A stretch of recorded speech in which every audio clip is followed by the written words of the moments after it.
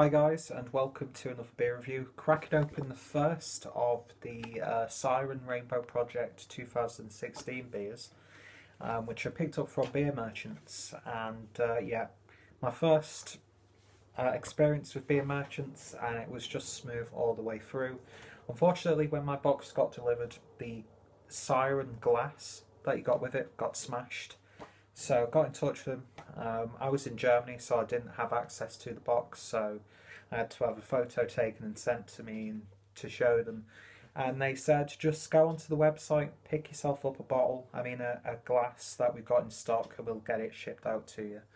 So I went for a Satan glass, which, yeah, never tried any of the beers from this brewery, but I like the artwork to it. So yeah, and I think it's roughly the same style of glass that you actually got in the box. Cannot complain about my first experience with Beer Merchants, so big shout out to those guys. Links are down below. So I was going to start off with the first beer, the red beer, which is a collaboration between Beavertown and Parrot Dog, which is a universal mild Adam beer coming in at 10.5% ABV. But I wanted to start off with something a little bit lighter, even though it doesn't really matter which way you drink them, I suppose. So I thought I would go with the collaboration between the Wild Beer Company and 8 Wired. Of course, the collaborations are between British brewers and New Zealand brewers. It's going to be my first experience with a lot of the breweries involved in this project, so very, very excited. So I'll quickly read what it says in the little booklet that you get. So the collaboration between Wild Beer Company and 8 Wide is called Black and Blue, and the style is called Raw plus Charred plus Barrel-Aged Sour, clocking in at 5%. I'm hoping with my lack of experience with sour beers, it won't completely obliterate my palate, but it's going to be an intriguing beer indeed. And yeah, really nice artwork on this one. Apologies about the lighting, guys. And there is the Wild Beer Company crown, which I do really enjoy. So let's get this bottle opened. It's an intriguing smell on the bottleneck. Did I say them right? 8 Wired, yeah, not Wide 8. Did I call them Wide 8? Yeah, it smells interesting enough in the actual neck of the bottle. Let's see what happens when we put it into the glass. I only put a little bit in so I can get a good amount of aroma. So in terms of appearance, what we have is a nice golden colour. It's got a slight haze to it, but not too much. And yeah, you get some nice little gloopy bits of sediment in there that have gone to the bottom. It's best if I actually show you guys the beer. Yeah, in the light, it's like a nice golden, slightly orangey colour, slightly, almost like reminds me of like a pale, like a hopped up lager. And no real head, but it's been in a barrel for 6 months, so I wouldn't really expect too much. I don't know, well, mind you, it's generated a nice little bit of head. But yeah, carbonation a little bit more active than I was expecting. Let's give it a twirl and a sniff. Well, you definitely get that like fermented sourness. Yeah, it's got this like almost slightly sickly fruity aspect to it. I'm getting like maybe a hint of like a dried peach. I can get like a green peppercorn sort of flavour.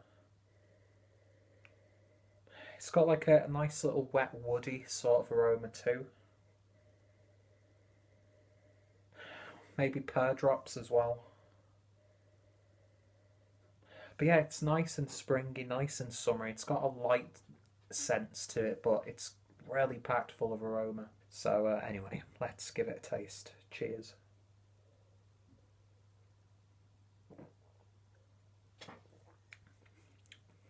Well, it's definitely sour. And I definitely get that peppercorn. It's almost like tingling my lips. Even though they're all a little bit chapped, so that's probably doing it. And I've got like a lump on my... That's the back of the fucking chair, you dick. It really tingles on the tongue. But it's actually a lot more subtle than I was expecting it to be. Not like in that muted, lacking flavour sense.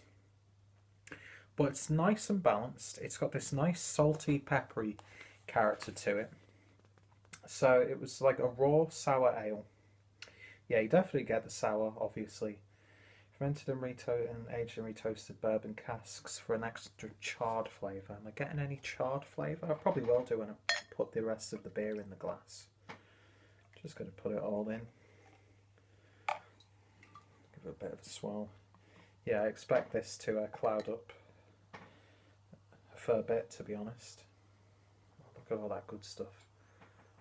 It's really quite hard to judge if I'm actually on screen when I'm looking at this beer, because it's a bit of a weird position, and I apologise about the squeaky chair. Nice, rich looking. It's got like a nice slight chalkiness to it. So let's see.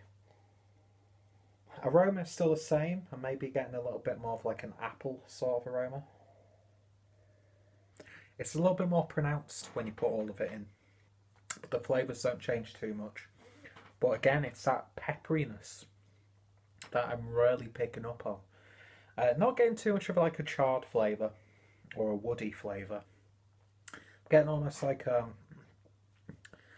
gherkin or some pickled vegetables in there. But yeah, it's really nice, quite light, quite crisp.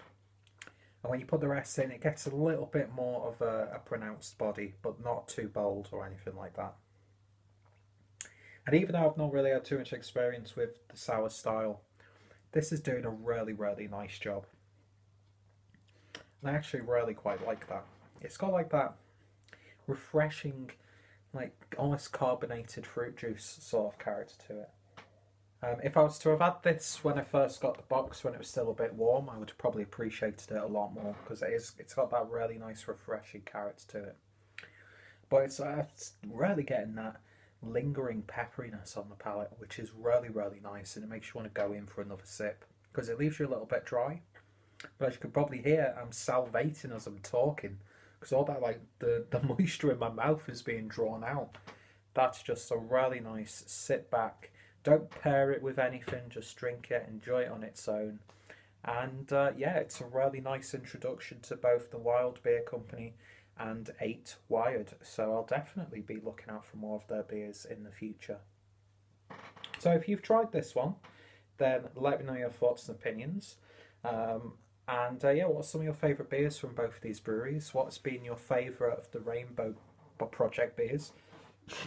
Oh, excuse me, nicely carbonated. Of the beers floating around on all of the beer websites, so if any of the websites are still stocking this, then I will, if I remember, put them in the link down below, because it's definitely worth trying. And yeah, in terms of a rating, it's an 8 out of 10 from me. So that was the Wild Beer Black and Blue in collaboration with 8 Wired. Really, really nice and very enjoyable. So thank you guys for watching, and I hope you will join me for the next beer review. See you guys later.